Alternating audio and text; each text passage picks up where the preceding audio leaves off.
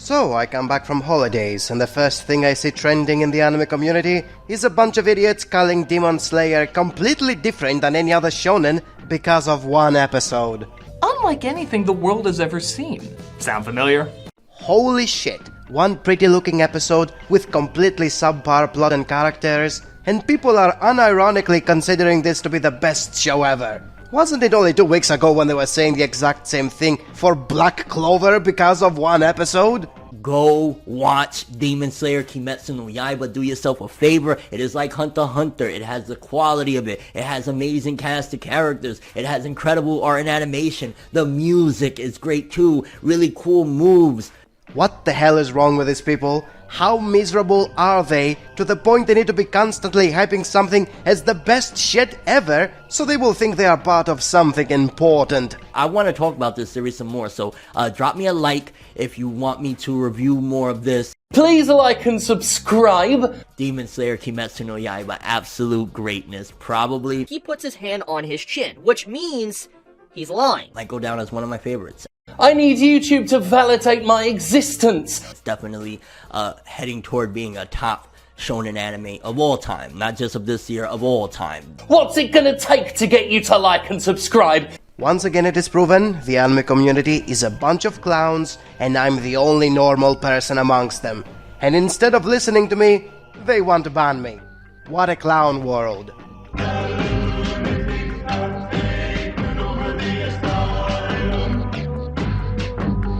Moral panic in 2021 over the second season of Demon Slayer. For some absurd reason, the parents of thousands of children in Japan had no problem to buy a manga for their children, which was up the ass in violence and death. But the moment they see there is going to be a brothel in the next arc, now they don't know what to do. You take a picture of somebody committing the act of murder, they'll put you on the cover of Newsweek. So just take a picture of a woman's naked body, and they'll put you in jail. How about telling them the truth? You see, son, a brothel is a place where people have sex by paying money. Now go back to your super violent fighting shonen, where terrified people scream as they get butchered to little pieces every 10 minutes. What is more obscene, this or this? Why is extreme violence perfectly fine, while sex is out of the question? One is a horrifying act that ruins or ends lives, the other is fun time. And yes, I said many times that fan service is ruining the seriousness of a show, but was Demon Slayer ever that serious with its Boy Scout main character and the scaredy-cat sex maniac screaming blonde sidekick? It was always a rule of cool action series and nothing more. Politicians and demagogues like to say that sexually explicit material corrupts the youth of our country, and yet they lie, cheat, and start unholy wars. And sure, you can also say Japan is afraid to admit it had such a district and pretends it doesn't exist because it makes them look bad. What is the animation studio supposed to do? Pretend it doesn't exist, or censor it to make it seem like it's a female dormitory with a lot of red lights? Hiding the truth from your children doesn't save them from anything if they eventually grow up and also have to pretend it doesn't exist when the rest of the world knows about that shit very well. I think the real obscenity comes from raising our youth to believe that sex is bad and ugly and dirty, and yet it is heroic to go spill guts and blood in the most ghastly manner in the name of humanity. That's right, kids, it's perfectly fine to consume super violent anime because that's heroic. But don't go asking what we did to the place that has a lot of red lights because it has to do with sex and that makes us look bad. Nothing should ever make us look bad, and no show should ever criticize the crap we were doing less than a century ago. What is more obscene, sex or war?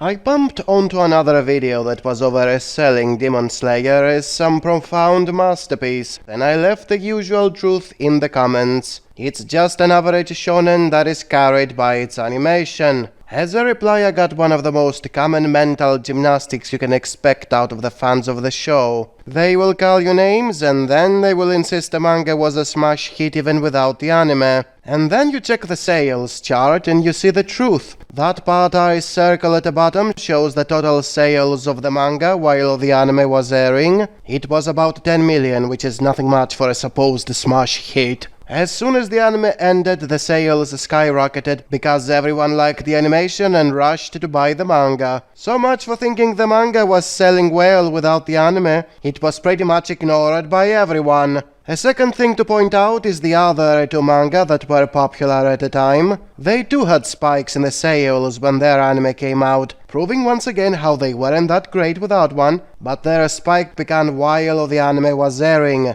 That means people still didn't care about the Demon Slayer manga after the anime began. They had to wait for episode 19 before they warmed up to it, and even then it wasn't because of the plot, it was because of the animation. So once again the lie of these fanboys is exposed. They go around calling people names and spread lies about their favorite run-of-the-mill shonen being a smash hit even before the anime. That is what modern anime communities are all about.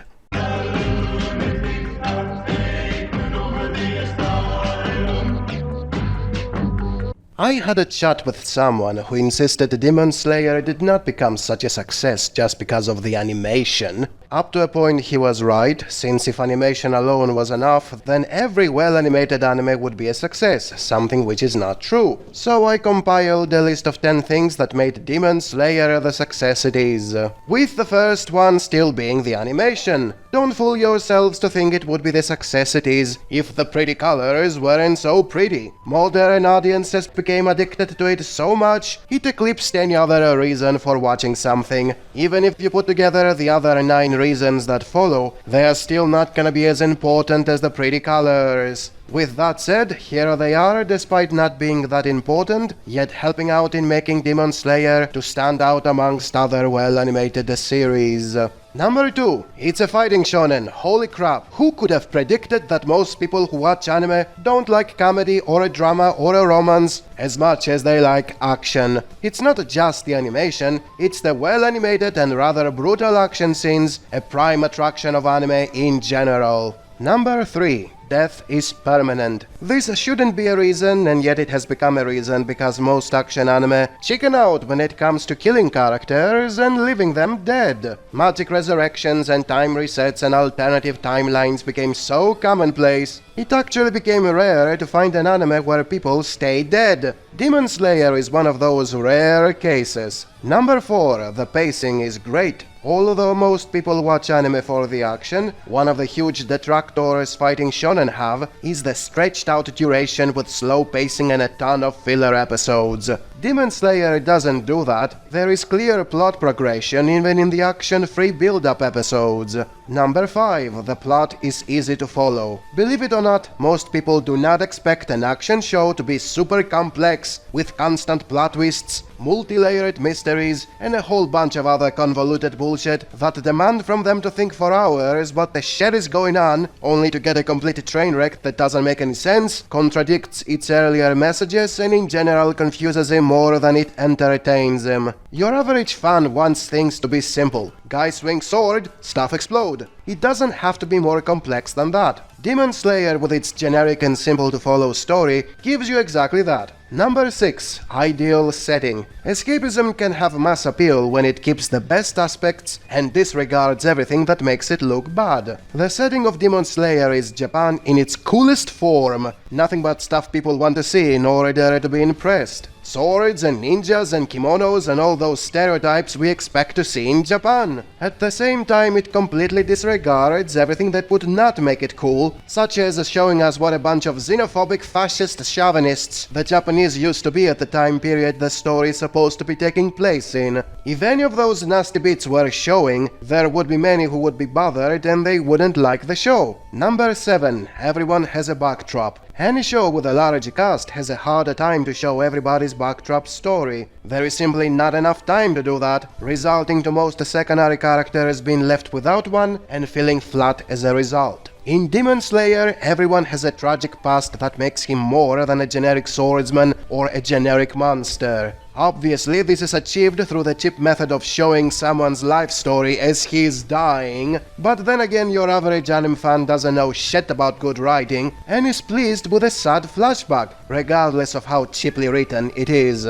Number 8. Everyone has a badass mode. The characters are, just like the plot, very simple and easy to follow. This usually results in coming off as having only one trait in their personality, which in extreme situations becomes obnoxious. The protagonist is a dull boy scout, his blonde comrade is a loud coward, his sister is a mind-controlled puppet, and so on. Your average viewer is willing to forgive that if those characters have a badass mode during battles. And they do. When things get serious, they get super powerful and kick-ass instead of being permanently obnoxious and useless in battle. Number 9. Family bonds. Something that is often overlooked in appeal is that most Japanese anime fans love family bonds. They love the living shit out of characters who are relatives, not simply friends or colleagues. When a character does something for his family, it hits way deeper than when he's doing it because it's a mission or a friend in need. Demon Slayer is about family, since it's the protagonist doing it all for helping his sister. This simple detail elevates the show above all others that are not about family. And number 10, promotion. From the pedigree of the animation studio to the company that streams it in the West, Demon Slayer got some pretty big names in the industry to attract a wide audience. Part of its success is the heavy promotion it got. The more promotion something gets, the more sales it ends up having. What, did you think it all has to do about quality or some shit? It's about the exposure and giving the people what they want, which is pretty colors and 9 other minor reasons.